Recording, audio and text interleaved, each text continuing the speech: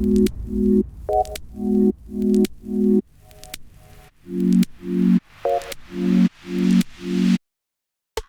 how's it going everyone? My name is Joe Allam, and today we're going to be looking at an interesting piece of tech.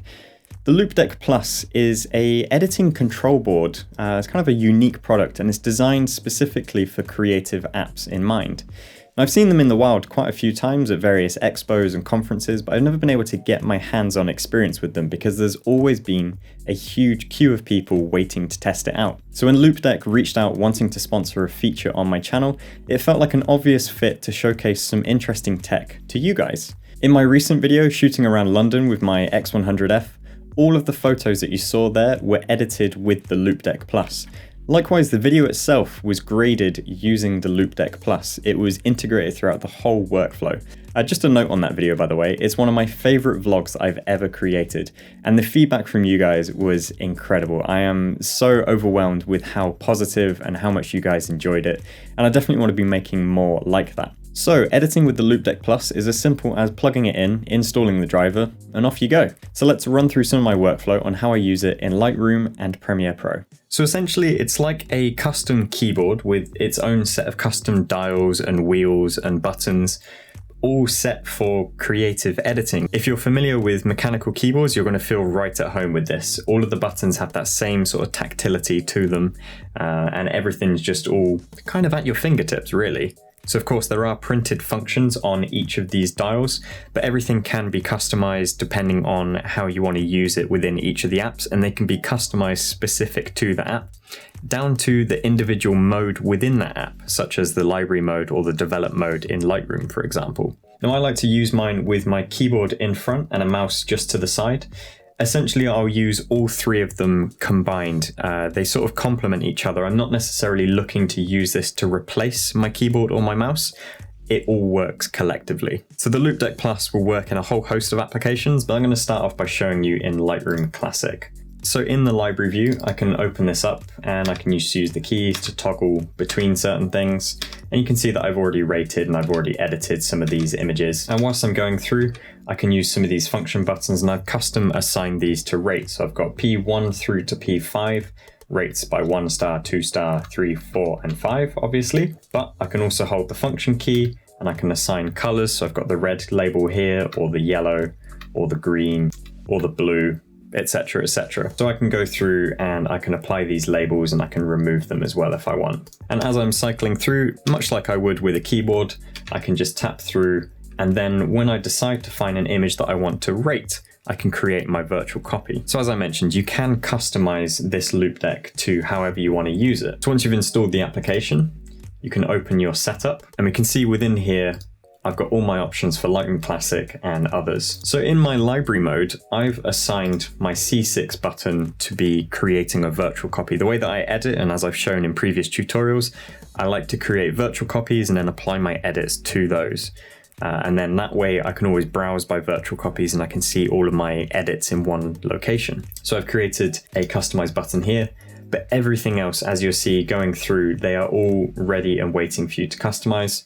And we can change to the develop mode, and we've got customization on all of these edit toggles. And likewise down to the individual modes. So if you're in the crop mode, the spot removal, all the filters and other things, everything here is fully customizable. So switching back to Lightroom, let's open some demo images. So I've got an image here that I'd like to edit. The first things first is I'll create a virtual copy, which is C6 on the Loupedeck. And then from here, I will switch to my develop module, which I've just toggled as C1, and that toggles between the library and the develop module. So I can constantly chop and change back and forth between them. So within the develop module, the first thing is I'm going to apply one of my presets. Now the beauty of using presets is that they're designed as a base so that you can always have consistency from image to image. It doesn't mean that they're a one-click fix-all solution, which is great for the way that the Loupedeck integrates into the workflow.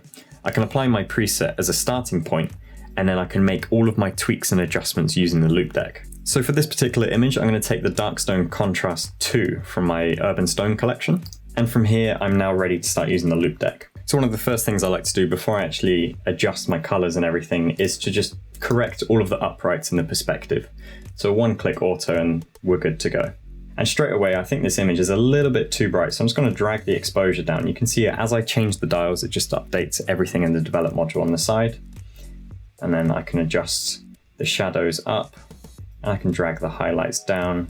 I can move the black point, raise the white slightly, dip the contrast back. And you see that as I'm working, I've got my fingertips on everything and I'm able to focus solely into the image. I'm not worried about using the sliders where my position of my cursor is or anything like that. I'm adjusting everything and it's just working immediately out of the box. As I've been using this, it really hasn't taken me that long to get used to the position of everything, that I don't have to keep looking down at the Loupedeck to find where everything is. I can feel confident in knowing that my fingertips are right on the controls that I know and I don't have to look at them. And I can toggle up here with the before and after, so I can see the original image and then the after. And I can just adjust things down just ever so slightly. And let's go for the luminance, and then let's bring some of those blues down. So that's just bringing the sky back into its color, and we can see a little bit more of that. And that's pretty good. Now, if I want to make some local adjustments, I've got my mouse right here, and I can just go and do that with a simple radial gradient. You see that even though I've drawn a radial gradient, I can still use the Loupedeck controls to adjust everything here. So I can bring that exposure up on the person in the alley, and I can just increase the temperature just to warm it up a little bit, raise some of the highlights, drop some of the contrast, and we're creating a good little point here, and I'm pretty happy with that. And let's just toggle before and after. So here's the before image, here's the after, and that was a pretty quick way of going through and editing. So this honestly allows you to speed up your workflow hugely. But likewise, I can go back to my edits and I can copy the development settings, go to the next one, paste those over, and then I've got a great starting point again to work on things. The ability to just look directly into your image and not have to faff with a cursor and sliders is huge. It's really, honestly, very big. Now you do pretty much have every single control at your fingertips, whether that's the hue, saturation, luminance, with all of your colors right here. You've got all of your exposure controls, and then you've got plenty of custom functions that you can assign your own specific needs to, and a function button that gives dual purpose to almost every control on here. So we can adjust things up and down with the dials, you can click them to reset. There's a tactility amongst everything here. I don't have many complaints about this device, but one of the things that I am a little bit put off by are these wheels at the top for the HSL. They are a little bit clicky. And I think the clickiness to them puts me off actually using them. But as a function, they do work and they do their job as intended. It's just the physical aspect to it is a little bit clicky to my ears. Everything else is very smooth and fits the job perfectly. So overall, it just suits my needs to making slight tweaks to each of my images.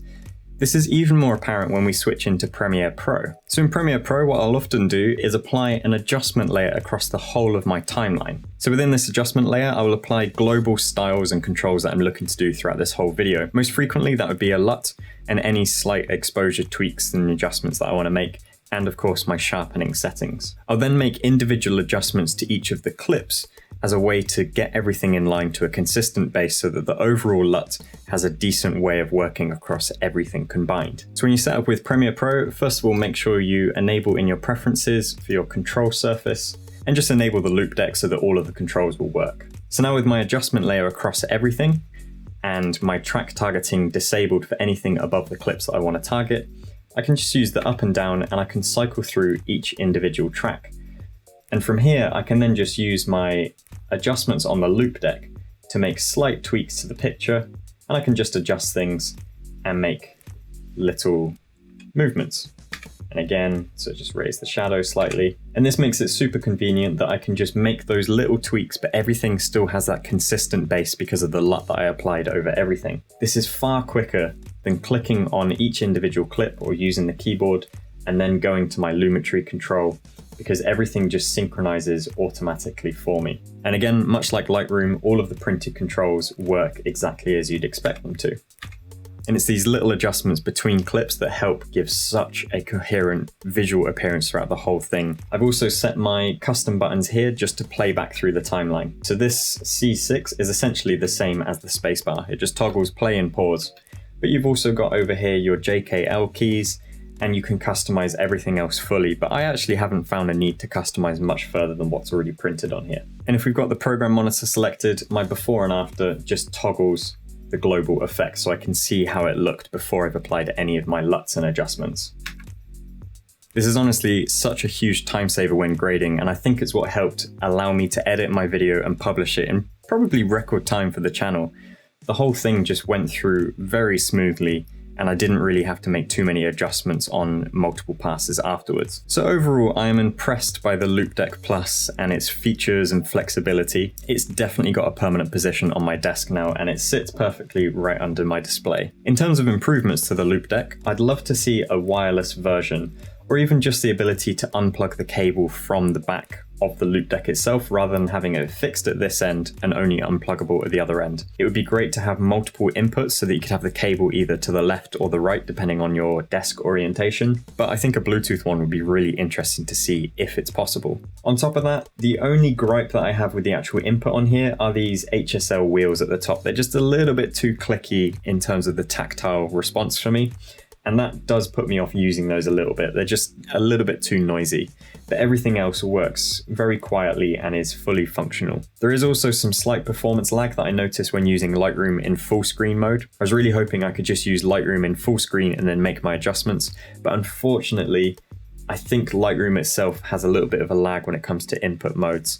I don't think that's through fault of the Loupedeck. I think that's Lightroom that needs to be better implemented for that. Overall, I think this is a great device for those who are editing frequently, or even for those who are maybe not technically dexterous on using a mouse and keyboard for those little slider adjustments and they want a helping hand with editing.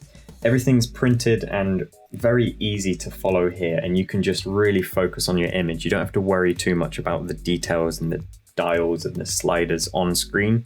Everything is here right in front of you, especially if you're using a small screen where any slight movement on those sliders has a big effect. On the Loupedeck, everything is just fully functional no matter the screen size. So let me know what you guys think of the Loupedeck Plus in the comments below. I'd be interested to know if any of you have got one or if you're looking to get one. That's going to be it for this one, and I look forward to catching you in a future video real soon. All right, thanks for watching everyone. See you later. Bye bye.